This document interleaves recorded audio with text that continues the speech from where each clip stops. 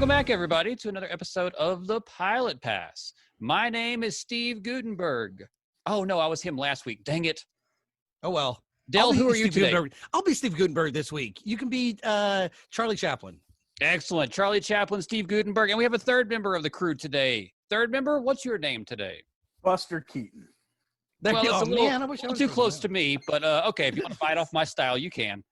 Welcome to the show, Matt. How are you doing today? I'm doing great. How are you?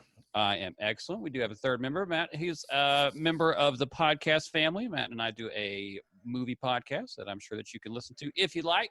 But we bring him on to talk about TV today because that's what. Now, instead of being mysterious, could I just ask, as one of the members of the audience here, what is the name of that podcast? Oh, I forgot to say that, huh? Matt Min. Matt terrible plug. Matt, M-A-T-T Man. There you go. Go watch go listen to our podcast. What's it called? Who cares? Yeah, don't worry about it. You'll figure it out. Just facial search my face and you'll find it. That's how it is. Pilot our Pass. faces aren't anywhere on the I know, artwork. We're all shadowed out. Dang it. We're all I'm lucky. Messed up again. I'm going home. Nobody loves me anymore. Anyways, today's episode of Pilot Pass, we are talking about a little show. Had a few viewers. It's called Married with Children. Dun, dun, dun. Oh, I thought somebody was going to start doing the music. Dun, No, dun. you can't do that because the rights on that are so held down that it took them 20 years to get them to stream it without that terrible. It sound alike? It wasn't even sound alike. It was awful. And it's on all the DVDs and everything too. No, I mean that's what they call it. It's called a sound alike, but it was there to mimic. But it sounds nothing like it's it. It's so weird because that tune was engraved in my head. Right. Well, let's just start. Okay, we're talking about the pilot. It starts the pilot. I mean, it's right there.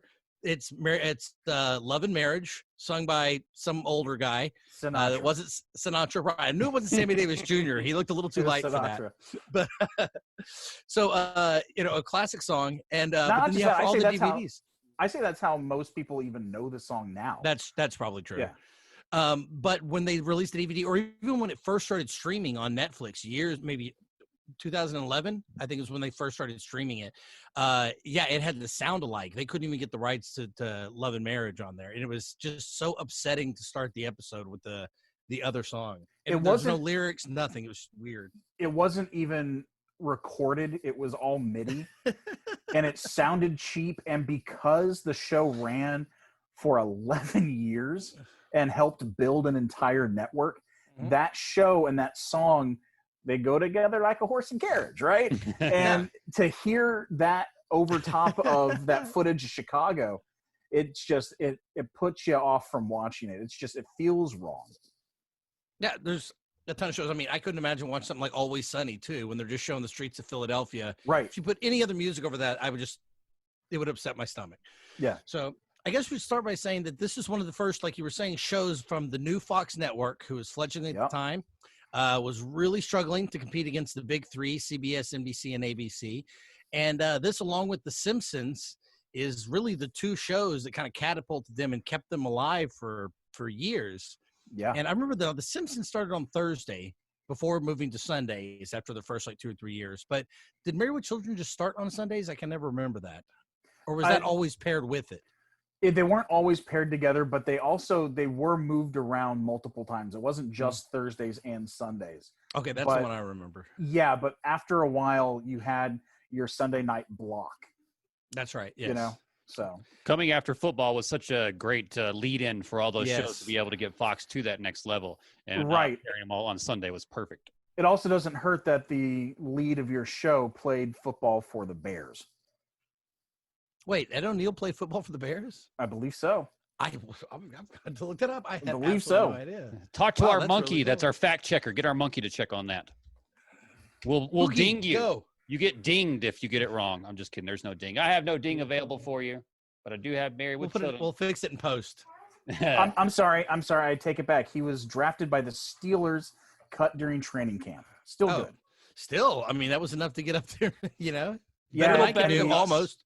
And he played at Youngstown State and Ohio. So there you go. I wonder if they wrote that.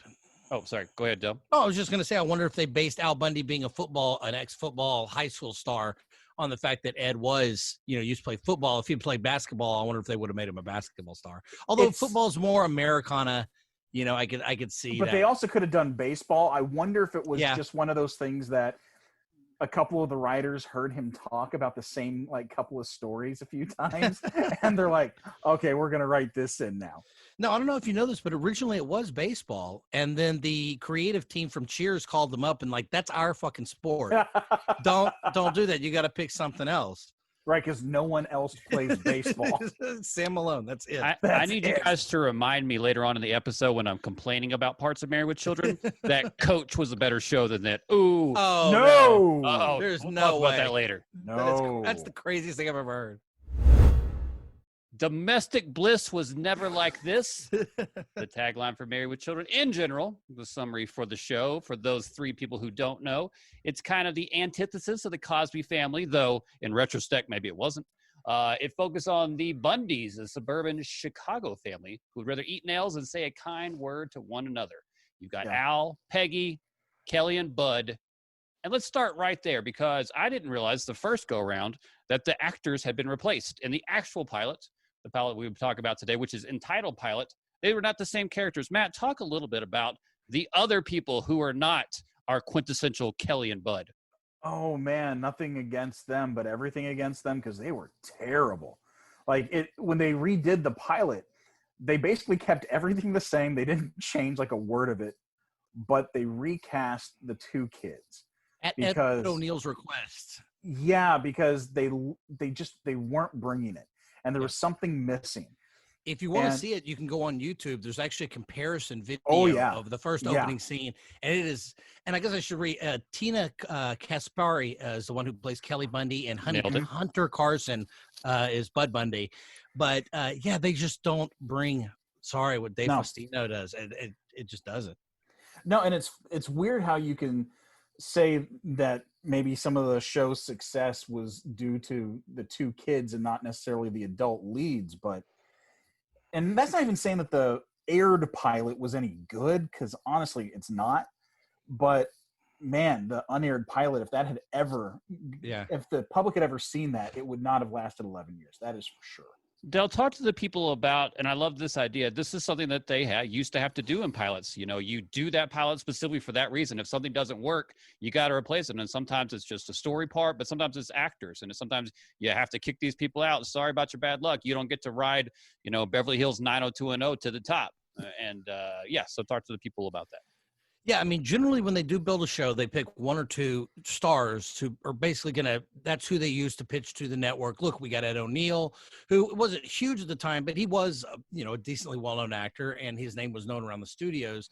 And oh my gosh, all of a sudden I can't remember who plays Peggy, even though she is in Futurama. Katey Sagal, yeah, thank you. And of course has gone on to be an amazing actress as well.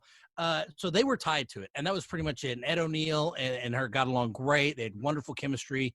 But they shot the entire show, and Ed the whole time just kept telling them, I'm not feeling with the kids. I'm not. They just kind of urged him to at least finish wrapping the pilot. It got done, and he pretty much had final say that he's like, I'm going to leave if you don't replace the kids. And Katey Sagal was kind of there with him, and so they obviously agreed to replace the kids, who were a bunch of not known at the time. But it really was at Ed's insistence that they replaced the kids, and he was kind of what they were building the show on, him and Katey. So if they were gone, you just didn't have a show. Yeah. Well, see, it's funny that that he was able to have that much clout and pull on the show, considering it wasn't his project. He was brought in basically at a cattle call. Yeah. And the reason they said that they went with him was because everyone else was doing big yelling dad kind of thing, and he was just like a broken, beaten man, okay, Peg. And that's why he got it. So you think that someone who kind of, I don't want to say lucked into it, because he's obviously very talented, but someone, it wasn't their project. I'm surprised that they didn't tell him to just hit the bricks. I guess it just really goes to show you what they believed that he could do that other people couldn't. Because what I had heard, other people were coming in doing Jackie Gleason type characters. Yes, it was very big and over the top. Yeah. And they just said he was the only person that seemed to get the depression of, but because everybody kept even saying he lives in a nice house, he has a steady job, like the things we all joke about now that you look back as an adult on Al Bundy and you're like, what the hell is he bitching about all the time? As a kid, I thought he was like, one of the poorest people in the world. I had no idea. And now I look back, I'm like, I'll take that any time of the well, I never understood, because I watched the show its entire run. I loved it. And I never understood why he was so disgusted by his own wife, because I thought she was the hottest person on television. Oh, you know what's weird is I thought she was hot. What's weird is I didn't think she was hot because I hated the hairdo and the outfits. But of course, that was character, right? And then I remember one time seeing her on the cover of a magazine when the show started to kind of blow up into its second year. And I was like, oh my God, Katey Sagal is unbelievably hot. And I don't know why it didn't click with me as a kid, but I just remember going, I could see it. Her fingernails are long. The outfits are weird. The hair is goofy. I just like the pants. Matt, you said something that I really liked, and I want you to talk a little bit more about that. I think the idea, at least from the pilot, that people are getting from Married with Children is that he doesn't like his wife because she's a nag. And that is basically the premise of the pilot. The neighbor's wife is a nag, his wife is a nag. How do you deal with the nag, right? So talk about how freaking so terrible that made this pilot episode for you. Go. It made it difficult to watch, just knowing how weird the show got later on, because the show gets really bizarre. This pilot is just the one thing it does that is different is that they are lower middle class, but they don't even touch on the money that much in the first one. But it's the fact that it's just the same kind of 80s stand-up, like take my wife please kind of stuff that we had heard forever. Well, it's so generic. That's the thing. It's so rote. And the one thing that is really different is the fact that you see that the perfect neighbor couple, they do have some issues with their marriage, and the kids are kind of terrible. That was a new thing. Not new, but the way they were presenting it, they were more realistic. But overall, it's so bland compared to how weird and aggressive the show ended up being. Real quick, I think let's go through the plot so that we can talk about kind of what the plot or almost lack thereof is. There's no plot. There really isn't. It starts with the kids are fooling around. The mother tells them to stop. They go off to school. Al, the husband, comes downstairs. She didn't make him any food. He doesn't have anything before he goes to work. Punchline. They're just jabbing each other left and right, which is, what the show is, and it still stayed. But she realizes that the kids left food on the table, but instead of giving it to Al, she gives it to the dog to eat. And you just see that he's just definitely not respected in his own house. They established that right off the bat. Was he the first? Goes to work. Yeah, I don't think Katey was cheating on him. I don't know. She seems to really love Al. But so he goes to work. He works at a shoe store, and I want to come back to that in a moment. But that's my least favorite part of the whole thing. One of his friends comes in, which is not a friend he would have in any of the rest of the series. It's this well-dressed man with like a sports coat, and he's got a scarf around his neck. And it's like, why? This guy would never speak to Al in any other episode ever.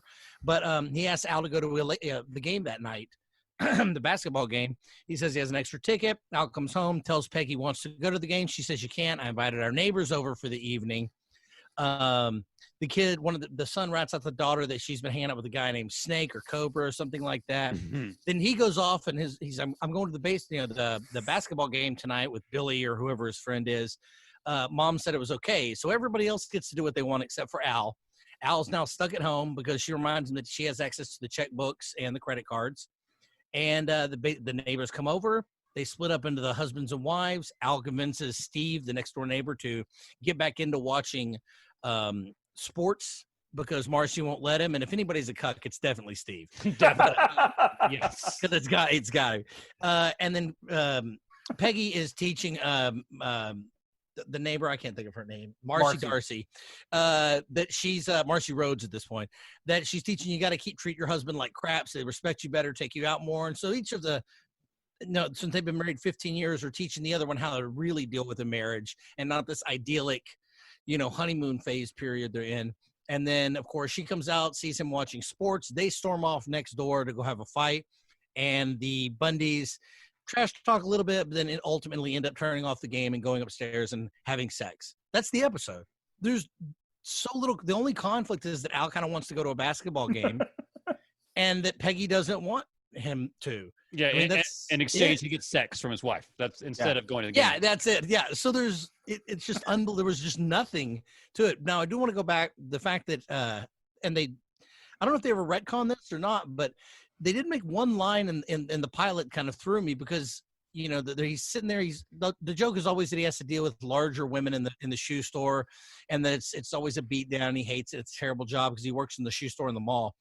But in this episode, she's talking about, the customer said, you guys are supposed to have good customer service. And he said, oh, that was the last owner. He exploded from a size 9 blowing up in his face. But that line almost implies that Al is the owner to me, because he says that was the other owner, not that was our previous owner or something like that. And that one little line was just enough to make me go, I wonder if originally he was just supposed to be also like that was his shoe store. It was his shoe store, but it was just enough. That's why they could afford a nicer house, but it also would give him, to me, that would have been more interesting because that would have always given them the leverage of if the store's doing bad, they're worse off. If it's doing well, they could have a little bit of money and kind of fluctuate in that level. And I wonder if that was intentional or not. I'm going to say, as much as I hope it was, I don't think it was. I think it was basically just a throwaway line, and it was something that they really didn't think about because it's a pilot, and more than likely it's not going to get picked up because 99% of these things don't. Matt, did you have obviously we talked, there's not a lot of scenes going on, not a lot of action, but was there a favorite moment for you in the pilot episode? No. Everything was, I wouldn't say favorite. It's just stuff that bothered me the least. But the scene where he's talking, at work, and it's, I don't understand how you can be with a different woman every night. That whole, everything about it was tired, unfunny, and I guess, I don't know, the scene that annoys me the least, no, there's not one. I understand that. I can't all right, also the guy that, Go for it, Dale. Tell us yours. Well, there was one scene that actually I giggled at and laughed and I thought, okay, this feels like Married with Children that I know and love, is when Steve and Al are sitting on the couch and he finally convinces him to turn on the TV. You just see him kind of go up and Al slides his hand down his pants, but then they both kind of come down together in unison. And it was just a little moment of bonding. And then they cut back to him a little later and Steve has both of his hands in his pants. And I went, okay, that's a joke that they would have done later too. Yeah, that's quintessential Married with Children. Yeah, that and the part where she feeds the dog at the beginning. She says, oh, I hate the kids wasting food. And she looks like she's going to bring the food to Al and puts it on the floor for the dog. That's a joke that they would have done too. And those were the only two things that felt like this was Married with Children. Because even in the story, he's talking about, marriage is so great. You have a wife and your kids will do anything for you. I'm like, who the fuck is this guy? This isn't Al Bundy. Like, I know and throughout the show, I guess it should be said that Al loves his family. There's one episode where he won't let go of his old car after taking it to a car wash. They lose his car at a car wash. Because they found out it's not brown. they wash it and it turns out it was green, but they don't, that's not revealed to the end. But he refuses to take a brand new car. The place offers to buy him a new car, and he refuses to take it. Of course, the end of the episode is he pops the trunk, and there was a photo album in the trunk of his family. Yeah. And so it was so important for him to get that back that he wouldn't even take a new car. And there's little episodes like that where, it does remind you, Al really does. For instance, if anybody hurts Kelly, that's it. Al throws on his jacket and goes right out the door. He is not fucking around, period. The scene where they go to the episode where they go to the movie theater and Kelly finds out that her boyfriend, played by David Boreanaz in that episode, is cheating on her. She goes up and confronts him, and she's very nice. And then she sits down and goes, hurt him, Daddy. And he just, okay, pumpkin, immediately gets up and just starts beating the guy. Yeah, he was just waiting to get permission, to do and then even the last episode, you find out that the person that Kelly's going to marry has girls on the side. And that's right. Yeah, and they didn't know it was going to be the last episode. But Al has a little speech at the end where he says, we might not have a lot, but we believe in family. Yeah. Which shows why he didn't go with Vanna White in that episode, and all the times he could cheat on Peggy, he didn't. It's because he really does love her. He loves his kids, and family means a lot to him, even though he kind of hates them at the same time, because that's what family is. Well, that's just dumb because it's Vanna White. Yeah, I'm sorry. In 2020, that's your crazy. fault. That's your problem. Yeah, that was like her prime too. I had a crush on her back then. Even I was mad at that episode. Yeah. I was mad in that episode because I was like a kid and she was like one of my first crushes. And I was mad. I'm like, you should cheat on your wife, Al. That is insane. When they're feeling her legs, they're feeling her legs. Oh, feel how nice these silk stockings are. And she looks down and goes, I'm not wearing stockings. Yeah. That's great. Let's play Netflix, shall we? We like to do a little segment on the show. I said segment. How about segment? I can pronounce Either one. words. We can do both. Where we play Netflix, where we give recommendations on shows that is like this. Now, it's not a direct correlation 1-to-1. It can be something crazy off the wall. We did 2000. We worked to 2001 at one point in time during one of our shows. So who knows what it's going to be? Let's start with Del first. What would you say your Netflix recommendation would pop up if you're watching Married with Children? I think one of the first things and this is probably going to be very obvious, but one of the first things they're probably going to recommend is Modern Family. One, you just have Ed O'Neill back as the patriarch of the family, but it is it is in the future. They have gay characters, they have larger extended families. It really almost feels like an extension of if Peggy had died and he remarried and had other kids, this is the story it would have taken. The humor's somewhat the same. It is a little bit of zany. Sometimes they're cartoony. It very much feels like Modern Family is built upon we're building off Married with Children to me. And just, of course, Ed's in both. I think that would be one of the more obvious recommendations right off the bat. But I think it would I'll tell you what it did recommend, All in the Family. So that was one of the ones that got thrown up for me. For sure. Matt, how about you? I'm going to say just because of how weird and zany it gets, plus the more ribald humor, even though it was on network TV, this is going to sound weird. I'm going to say Big Mouth.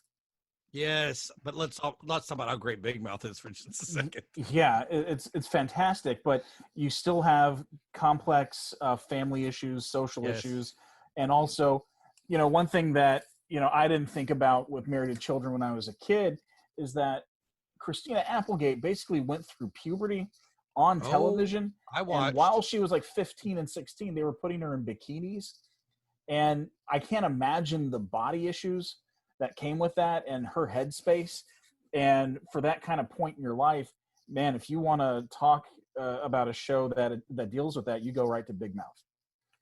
Big Mouth. I like that. Yeah, that is a great recommendation. Better than Del ever brings me. Geez. I said Big Mouth, and you literally just edited it out. Then you said, Matt, you say Big Mouth and take credit for it. That's how Which I did. I gladly did. Don't let the people behind the curtains. They can't see these things. Well, I'm going to stick also with the family comedy that came out after Married with Children. I'm sure 100% inspired by Married with Children. But I'd like to remember a little show called Unhappily Ever After. Yes! That would definitely be. Yeah. Nikki Cox. Bobcat Goldthwait, a little puppet in the basement. I don't know. Don't watch it again. Let those memories of that show stay in your brain. Don't watch it again. I did. Don't do it. Let it be like Revenge of the Nerds. Just keep it where it belongs in its time. So I will say this real fast. No other show, though, that I can think of in television history, other than Married with Children, ever had a two-parter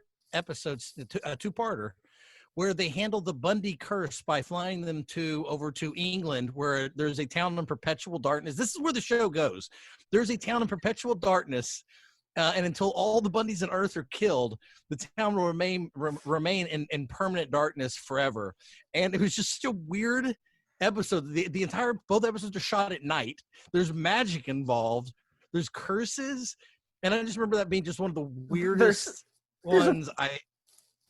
I'm sorry, there's a part in the first episode where they're taking a tour of London and these guys are following them and everyone thinks that they're real people except for Al, and Al goes up to one of them and breaks his neck. He's like, see, if I did that to a real guy, he'd be dead. They walk off and the guy falls down dead and he shows back up like 2 scenes later. That's oh man, those may be my favorite too, just for the pure insanity of somebody had to take that to the writer's room and be like, you know what we're gonna do for 2 episodes. Dude, 23 episodes per season, 11 God. seasons. You're gonna come up with some weird stuff. All those talks, all those conversations. Let's talk about the pilot as well as Married Children as a whole. We'll start with Matt this time. Would you recommend the pilot episode? We have 2 options for you. I think we can both agree. Don't watch the one with the non-actors. Watch the ones with the real actors. Other than that, would you recommend just off the pilot, Married with Children? Not at all. There are other episodes you could watch in the first 2 seasons that would tell you more about who the characters are and not have some of the hanger-on characters that you don't see after the first episode. So, yeah, I would not watch the first one. Maybe cherry pick like 3 or 4 from the first 2 seasons. Season 3, start, and then enjoy from there. But just know that it's very much of its time. There's no way in hell it could get on the air today. And just set your mind back in time about 30 years. That is accurate. Del, how about you? Would you recommend the pilot for Married with Children? Not the pilot, no, but I do want to ask Matt, based on the pilot, would you have continued to watch the show if the pilot, if we'd all tuned in now, or, somebody recommended, you saw the pilot today, would you think this is the show I want to keep watching? Not at all. Not at all. That's how I felt too. I would have gotten a slight giggle and then been like, man, if this is all it is, I've seen tons of shows. Even back then, it just wouldn't have been anything interesting. So I'm glad there just was less stuff on TV and we didn't have Netflix back then, because that kind of gave it a chance. Yeah, because we would have all watched Moesha instead of that. Oh, no, we would not. No. We were 0 for 3 on Married with Children. I also would not have recommended it. I kept my violence about the episode a little down today. Because I want to hear it go off. Yeah, you really hate it. Yeah, you the hate show it. In general, you just really hate. I was embarrassed for everybody involved. I thought it was offensive on so many levels. I felt like it set TV back 10 years. I thought that was all lazy writing and bad comedy. But it works, so what are you going to do? Now, what'd you think of Reverend Al? Better. I hear you. I'm definitely this show was never really a show for me, but yes, when you see episodes like Reverend Al, you go, okay, that's why this show went for 11 seasons, and that's why it's still part of the American zeitgeist. Do yourself a democratic answer. Give yourself a treat and go watch the European the Eternal Darkness 2 episodes. Just treat it like it's a movie. Treat it like it's an hour-and-a-half long, 90-minute movie. And just don't even pretend it's Married with Children. Just that one by itself is just worth it to me. I can sell those 2 episodes to you with one sentence. There is a montage set to write said Fred's "I'm Too Sexy." Can we get rights for that song? That got to be cheap nowadays. That's gonna be like $30. No, I'm sure we send ASCAP a quick check. Yeah. Everybody, shirts off. No, I'm just kidding. Let's not do that. We still have video for this. Married with Children, the pilot, 0 for 3. Don't recommend, but certainly if you want to watch classic TV Americana from the early days of Fox, go watch Married with Children. That is what we give to you. Any final thoughts for the people, Del or Matt? I think if The Simpsons is something you like and you want to see a real life version of The Simpsons, because I think the shows definitely did kind of take from each other. Like Matt said, start season 3. Or kind of just jump in with a well-known episode and keep going. And I think you'll enjoy yourself. Yeah, it's a nice time capsule from the 90s. Yeah. It's something that could only have existed then. It was that kind of weird TV where, for some reason, it got a lot of money to be as weird as it wanted to be, and nothing gets that anymore. So it's kind of nice to see. Also, you get to see where Christina Applegate got her start, and people forget because she's been around, as a comedian so long, you forget she started on a sitcom.